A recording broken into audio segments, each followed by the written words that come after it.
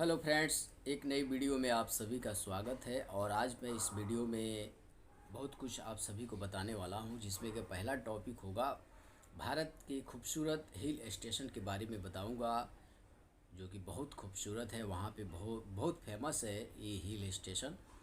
और अगर आप जाना चाहें तो आज ही जाए, या कभी भी जाने की इच्छा हो तो यहाँ पे ज़रूर जाए। और एक खूबसूरत हिल स्टेशन के खूबसूरती के बारे में बताऊंगा। वैसे तो आप सभी को पता है कि भारत में कई ऐसे खूबसूरत हिल स्टेशन हैं जहाँ की खूबसूरती पर्यटकों की अपनी तरफ आकर्षित कर लेती है। कुछ ऐसे खूबसूरत स्टेशंस है, हिल स्टेशन, जो कि बहुत ही ज़बरदस्त है। और उसमें से है स्कॉटलैंड। जैसे कि आप सभी ने सुना होगा स्कॉटलैंड, ये ऐसा ही एक खूबसूरत हिल स्टेशन है। भारत के कर्नाटक राज्य में स्थित है, जिसे भारत का स्कॉटलैंड कहा जाता है। स्कॉटलैंड भारत के कर्नाटक राज्य में स्थित है। और इसको स्कॉटलैंड कहा जाता है। आप सोच रहे होंगे कि हम किस हिल स्टेशन की बात कर रहे हैं, तो मैं आप सभी को आगे बताने वाला हूँ। ये हिल स्टेशन जो है वो कर्नाटक में मौजूद है और उसका नाम है कुर्ग। हम जिस हिल स्टेशन की बात कर रहे हैं उसका नाम है कुर्ग है। और ये बहुत ही फेमस है, टूरिस्टों के लिए भी बहुत फेमस है। यहाँ पे बहुत टूरिस्ट आते हैं। जहाँ की जंगल है, चाय के बागान है, और पहाड़ियों के लिए टूरिस्टों के बीच काफ़ी फेमस है। ये जो पहाड़ी है ये टूरिस्टों के लिए बहुत फेमस है। और यहाँ पे हर साल लाखों पर्यटक आते हैं घूमने के लिए। यहाँ की खूबसूरती पर्यटकों के मन को मोह लेती है, क्योंकि यहाँ पे बहुत शांति है और एक अलग ही वातावरण है यहाँ पे। अगर आप भी कहीं घूमने का प्लान कर रहे हैं तो मैं आपको ये सलाह दूंगा कि आप ये कर्नाटक के कुर्ग हिल स्टेशन पे ज़रूर जाए। यहाँ पे बहुत ही आपको दृश्य देखने को मिलेगा, जिसमें किले हैं, झरने हैं, सुंदर पहाड़ियों का उठाया लुत्फ़ उठाने के लिए आप यहाँ पे जा सकते हैं। और ब्रह्मागिरी वन्य जीवन अभयारण्य, यहाँ आप ब्रह्मागिरी वन्य जीव भी आपको देखने को मिलेगा, जो कि 1974 में स्थापित किया गया था। 1974 में स्थापित किया गया था। दोस्तों, उम्मीद करता हूँ कि ये जो अभी जानकारी दी है वो जानकारी आप सभी को बहुत ही अच्छा लगा होगा। और आगे भी मैं कुछ इम्पोर्टेंट ही जानकारी इस वीडियो में आपको देने वाला हूँ। मैं आप सभी से रिक्वेस्ट करूँगा कि वीडियो में बने रहें। दोस्तों, इसके आगे मैं भारत के मुग़ल साम्राज्य के इतिहास के बारे में आप सभी को बताने वाला हूँ। और ये बहुत ही महत्वपूर्ण जानकारी है। वीडियो में बने रहे। वैसे तो आप सभी को पता है कि मुग़ल साम्राज्य कर्मियों के विशाल परिसर और सम्राट की सेवा के लिए समर्पित एक काफ़ी कुशल और केंद्रीकृत संगठन था। मुग़ल साम्राज्य का उदय भारत के मध्यवर्गीय इतिहास में एक युग परिवर्तन के पंजीकृत करता था। और भारत के मुग़ल साम्राज्य के दौरान शासक के बारे में मैं बताता हूँ कि इन लोगों का शासक कब किस सन से किस सन तक चला। तो बाबर का शासक जो है वो 1526 से 1530 तक चला। 4 साल में बाबर का शासक निपट गया, जिस पे मैं उसके कुछ महत्वपूर्ण बातें बताता हूँ उन 4 सालों में। तो बाबर मुग़ल वंश के संस्थापक थे। वह अपने पिता की ओर से तैमूर के वंशज थे और चंगेज़ खान अपनी माँ की तरफ से थे। उन्होंने पानीपत की पहली लड़ाई 1526 ईस्वी में इब्राहिम लोदी को हराया और भारत में मुग़ल शक्ति की स्थापना की। 1527 ईस्वी में उन्होंने आगरा के पास खानावा की लड़ाई में मेवाड़ के राणा संगा को हराया। और 1529 में उन्होंने घाघरा की लड़ाई में दूसरी बार अफ़गानों को हराया। तुजुक ए बाबरी का बामवर्ण बाबर की जीवनी है जो मैं आपको बता रहा हूँ। ये थी बाबर की। अब आते हैं, दूसरा है हुमायूं। हुमायूं का शासन 1530 ईस्वी से 1540 और 1555 से 1560 ईस्वी तक चला। बाबर की मृत्यु के बाद उनके बेटे हुमायूं ने सिंहासन संभाला। बाबर की जब मृत्यु हो गई तो उनका बेटा जो हुमायूं थे उन्होंने सिंहासन को संभाला। उनका पहला युद्ध 1532 में चुनाट में शेर खान के साथ हुआ था, जिसमें बाद में शेर शाह के नाम से जाना जाता था। शेर शाह ने उन्हें चौसा 1939 के साथ साथ कन्नौज 1540 की लड़ाई में भी पराजित किया। उसके बाद वह भारत से भाग गया। शेर शाह जो था वो भारत से भाग गया पराजित करने के बाद। शेर शाह की मृत्यु के बाद उन्होंने शेर शाह के भाइयों पर हमला किया। शेर शाह की जब मृत्यु हो गई तो हुमायूं जो था वो उसके भाइयों पर हमला किया और हराया, और एक बार फिर से भारत के शासन बन गया। हराने के बाद फिर से भारत का वो शासक बन गया। हुमायूं उनकी जीवनी उनकी बहन गुलबदान बेगम ने लिखी थी। हुमायूं उनकी जीवनी उनकी बहन गुलबदान बेगम ने लिखी थी। अब जानते हैं दोस्तों अकबर द ग्रेट के बारे में, जो कि 1956 से 1605 ईस्वी तक शासक रहा। वैसे तो अकबर में जानना चाहिए क्योंकि वह मुग़ल राजवंश के अन्य शासकों की तुलना में ऐतिहासिक और राजनीतिक रूप से अधिक प्रासंगिक था। हुमायूं का सबसे बड़ा पुत्र अकबर 14 साल की उम्र में सिंहासन पर बैठा। हुमायूं का सबसे बड़ा पुत्र जो था वो 14 साल की ही उम्र में सिंहासन संभालने लगा। उनके रिजेंट बैराम खान ने सामरिक शहरों पर विजय प्राप्त की और मलवा और राजस्थान को अधीन कर दिया। पानीपत 1956 की रूसी लड़ाई हेमू के बीच लड़ी गई थी, जो मोहम्मद आदिल शाह और बैराम खान अकबर के सलाहकार के जनरल थे। इस लड़ाई में हेमू हार गए थे और पानीपत की दूसरी लड़ाई मुग़ल साम्राज्य की वास्तविक शुरुआत को चिन्हित करती है। गैर राजपूत राज्य पर विजय मालवा, गोंडवाना, गुजरात, बिहार, बंगाल, उड़ीसा आदि इत्यादि है। अब दोस्तों हम बात करते हैं राजपूत राज्य के विजय के बारे में। मेवाड़ के राणाओं को छोड़कर लगभग सभी राजपूत राज्य अकबर की सर्वोच्चता को माना जाता है। 1957 में राणा प्रताप और मुगल सेना के नेतृत्व में मन सिंह ने हल्दी घाटी की लड़ाई लड़ी, जहां अकबर की सेना ने राणा प्रताप को हराया था। अकबर का जो सेना था वो राणा प्रताप सिंह को हरा दिया था 1976 की जो लड़ाई हुई थी उस लड़ाई में।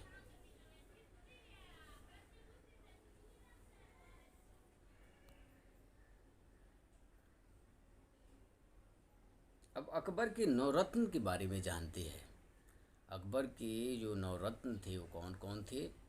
पहला था बिरबल, दूसरा था अब्दुल फजल, तीसरा था फैजी, चौथा था राजा टोजरमल, पांचवा था राजा मान सिंह और छठा था तानसेन, सातवां था अब्दुल रहीम खान ए खाना, और आठवां था फ़कीर अजियुद्दीन। नौवां था मुल्ला दो पियाजा। ये 9 रत्न थे अकबर के।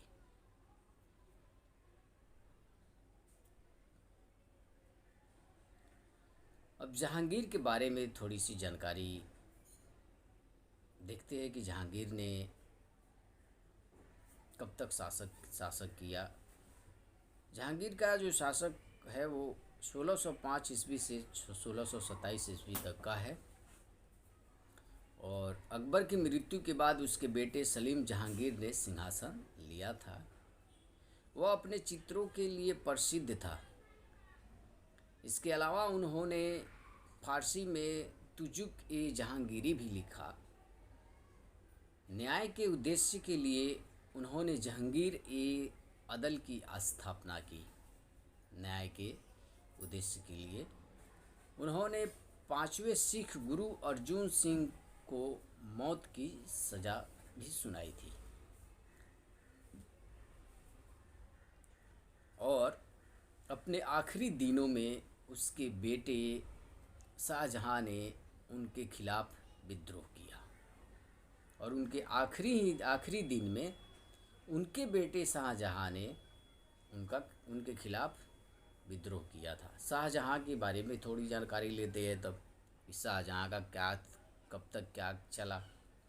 तो शाहजहां का 1628 ईस्वी से 1658 ईस्वी तक उसका शासक रहा। जहांगीर के मौत के बाद शाहजहां सिंहासन पर बैठा।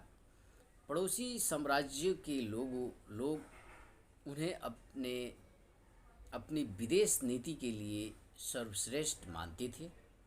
पड़ोसी जो साम्राज्य था वो सभी साम्राज्य के लोग जहांगीर को विदेशी नीति के लिए सबसे सर्वश्रेष्ठ मानते थे, और इनके बारे में कुछ जो महत्वपूर्ण है वो हम देखते हैं कि क्या कुछ इनके महत्वपूर्ण था। तो राजनीतिक इनका महत्वपूर्ण था। पहला कि राजनीति के अलावा वह कला, संस्कृति और वास्तविकता के प्रति अपने प्यार के लिए भी जाने जाते थे। ताजमहल यूनेस्को मान्यता प्राप्त विश्व धरोहर स्थलों में से एक है, जो अपने समय के दौरान बनाया गया था। शाहजहां, इसके अलावा जमा मस्जिद है, लाल किला है, उसके कमीशन द्वारा निर्मित शानदार संरचनाओं में से कुछ थे लाल किला और जमा मस्जिद। 1658 में उनके बेटे औरंगजेब ने उन्हें कैद कर लिया। 1658 में उनके ही बेटे औरंगजेब ने उन्हें कैद कर लिया। 8 साल की कारावास के बाद 1966 में उनकी कैद के दौरान उनकी मृत्यु हो गई। यही सब चला है। अब देखते हैं औरंगजेब के बारे में कि उसने क्या किया। तो औरंगजेब का जो है वो 1658 से 1707 ईस्वी तक शासक रहा। अपने पिता को पकड़ने और अपने 3 भाइयों की हत्या के बाद औरंगजेब ने सिंहासन लिया। औरंगजेब जो था वो अपने पिता का भी कैद कर लिया, तो कैद में ही उनकी मृत्यु हो गई, और मृत्यु होने के बाद उनके और 3 बेटे थे। उन तीनों बेटे को औरंगजेब ने अपने ही भाई को, अपने सगे भाई को, अपने खून को औरंगजेब ने हत्या करवा दी, और उसके बाद औरंगजेब सिंहासन संभाला। सिंहासन के लिए उसने हत्या कर दी। अब उसकी क्या किया है देखते हैं। वो 9वें सिख गुरु तेग बहादुर को भी निष्पादित किया। 9वें गुरु जो थे, सिख गुरु जो थे, गुरु तेग बहादुर, उनको निष्पादित किया और इस्लाम धर्मांतरित करने से इनकार कर दिया। उन्होंने बीजापुर और गोलकोंडा पर कब्जा कर लिया।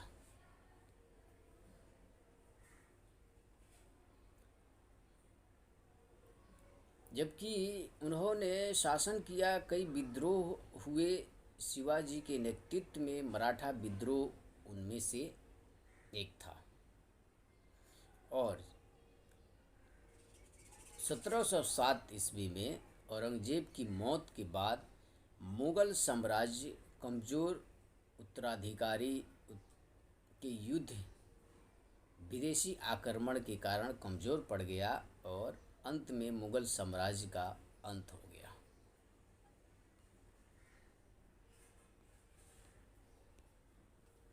तो मुगलों का ऐसे अंत हुआ। और ये कहाँ से, बाबर से शुरुआत किया था मैं, और बाबर से शुरुआत करके औरंगजेब पे ख़त्म किया, जिसमें ये जो शासक थे भारत के मुग़ल साम्राज्य के, वो किस तरह से शासन किए थे भारत पे, ये सब कुछ मैं आपको इस वीडियो में बताया हूँ। और उम्मीद करता हूँ कि जो जानकारी है आप सभी को बहुत ही अच्छी लगी होगी।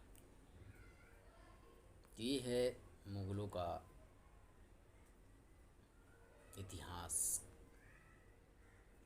मुग़ल साम्राज्य की स्थापना 1526 में बाबर ने की थी। दोस्तों, अब जानिए कि मुग़ल साम्राज्य की स्थापना 1526 ईस्वी में बाबर ने की थी, जो तैमूर वंश का शासक था।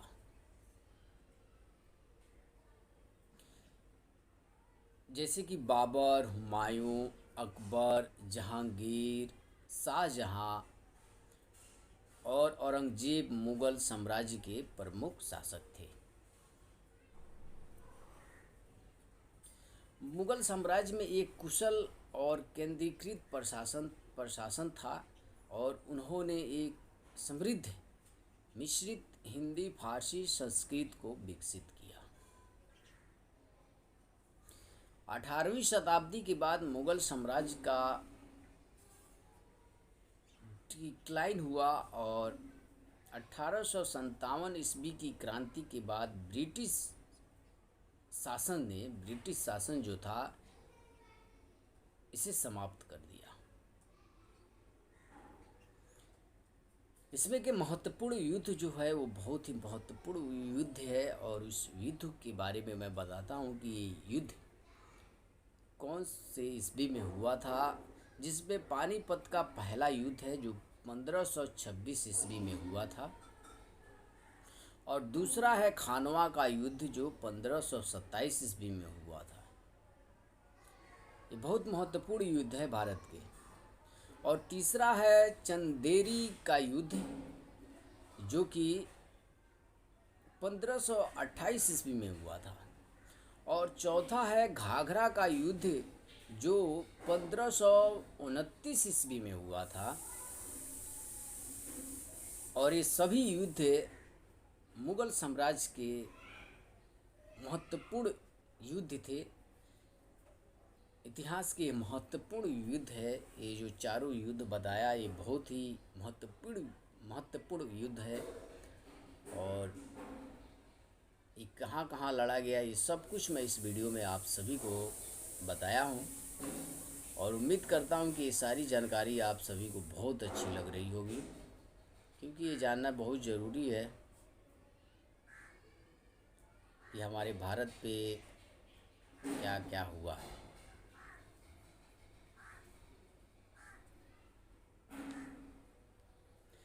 सो दोस्तों, आज की ये जानकारी आप सभी को कैसी लगी कमेंट में हमें ज़रूर बताइएगा। और इसी तरह का आगे का अपडेट जानने के लिए आप हमारे चैनल को सब्सक्राइब करना मत भूलिएगा।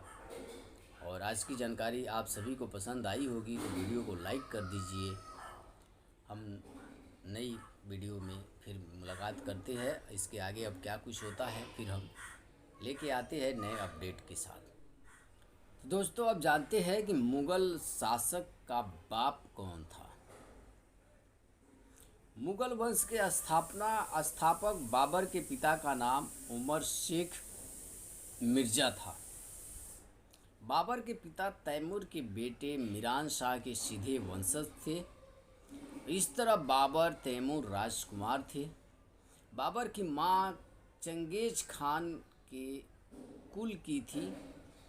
बाबर की माँ चंगेज खान के कुल की थी। चंगेज खान मंगोल शासक थे। चंगेज खान जो थे वो मंगोल शासक थे और शासक काल 1526 से 1530 तक चला। पूर्ववर्ती इब्राहिम लोदी सुल्तान ए हिंद और उपलब्धियों में पानीपत के पहले युद्ध में ही इब्राहिम लोदी को हराकर मुग़ल वंश की स्थापना की गई। इब्राहिम लोदी को हराने के बाद मुग़ल वंश की स्थापना की गई। अब बाबर फरगना वादी से आए एक तुर्की मुस्लिम तिमूरिड सिपहलसार थे। बाबर के 4 पुत्र थे। हुमायूं अकबर बादशाह के पिता, दूसरे थे कामरान, तीसरे पुत्र थे अस्करी और चौथे हिंदाल।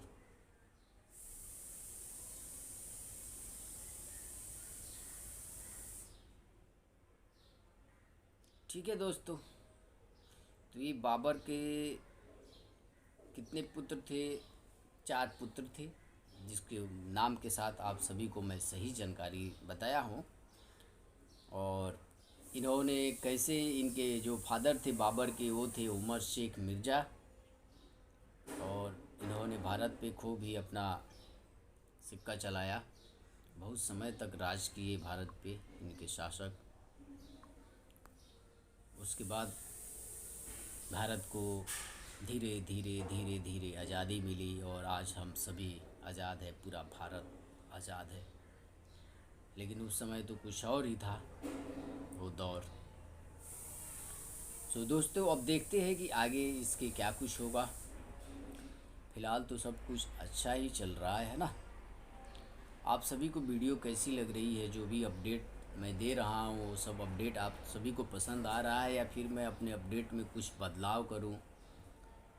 अगर ऐसा कुछ है, अगर मुझे ज़्यादा से ज़्यादा कमेंट मिलेगा तो मैं अपने अपडेट में बदलाव कर सकता हूँ। कम से कम 500 कमेंट मिलेगा तो मैं अपने अपडेट में बदलाव करूँगा, वरना नहीं करूँगा।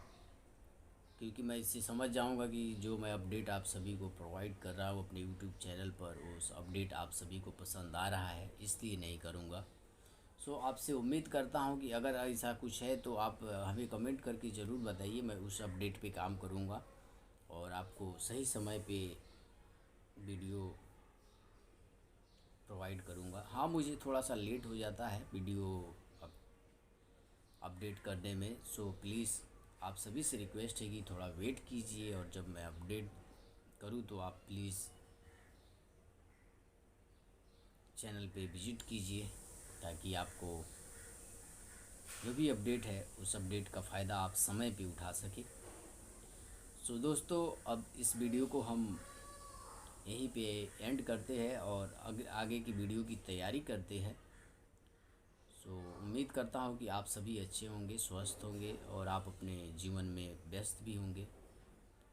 तो हम नेक्स्ट वीडियो में फिर मिलते हैं नई नई जानकारियों के साथ।